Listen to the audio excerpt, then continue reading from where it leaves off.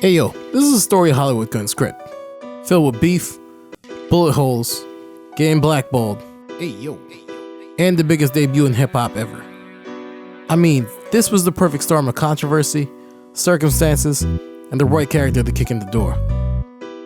Before the multi-million-dollar vitamin water deal, clothing line, legendary record label, and hit TV shows, this right here set everything off. One of the greatest debuts of all time, and the introduction to hip-hop's bad guy.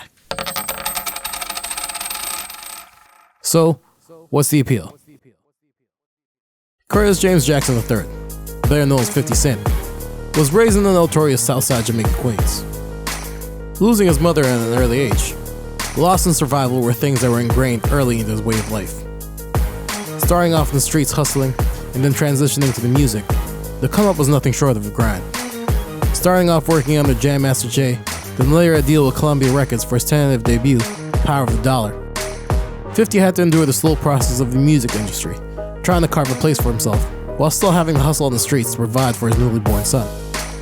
With some buzz on the streets and the debut date in sight, 9 gunshots stopped everything.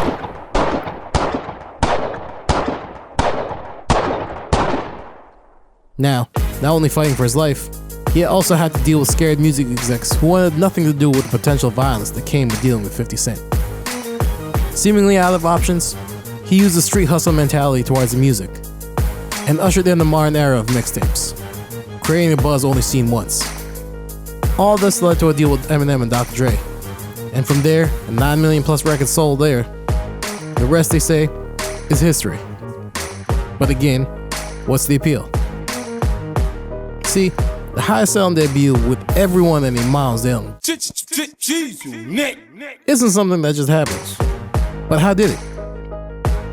Well, for starters, the 50 Cent mythology has a lot to do with it. See, everyone rapped at hardcore gangster, but 50 had the 9 bullet holes to prove it.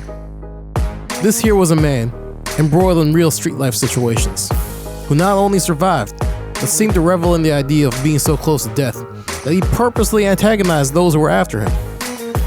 In his music and his interviews, he embraced the circumstances, wearing them like a badge of honor, with an approach of going all out on top or die trying in the process. It was him and his loyal crew against the powers that tried to keep him out and almost put an end to his story. I mean, he was either gonna make it big or crash out. And let's be honest, people love this kind of See, we either root for the underdog to win, or for that inevitable car crash. And 50, whether on purpose or not, titles his album to embody that thought process.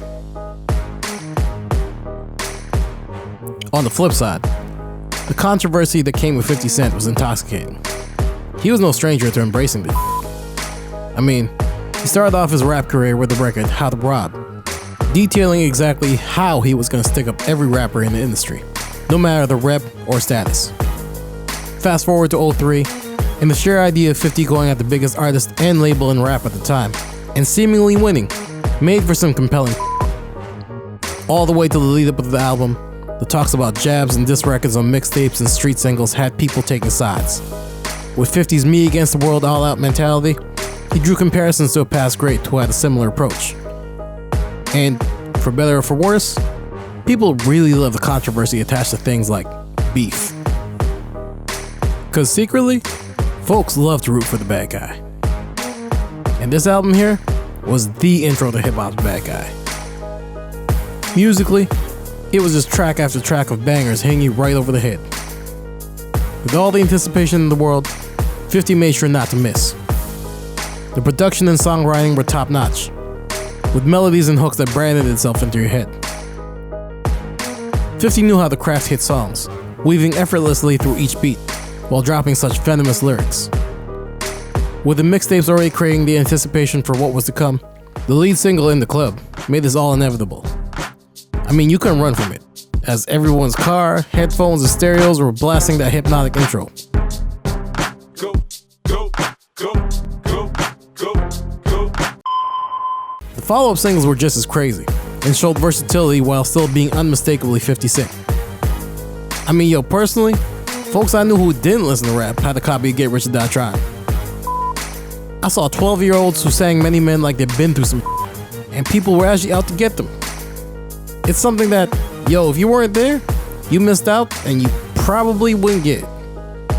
I mean, check it.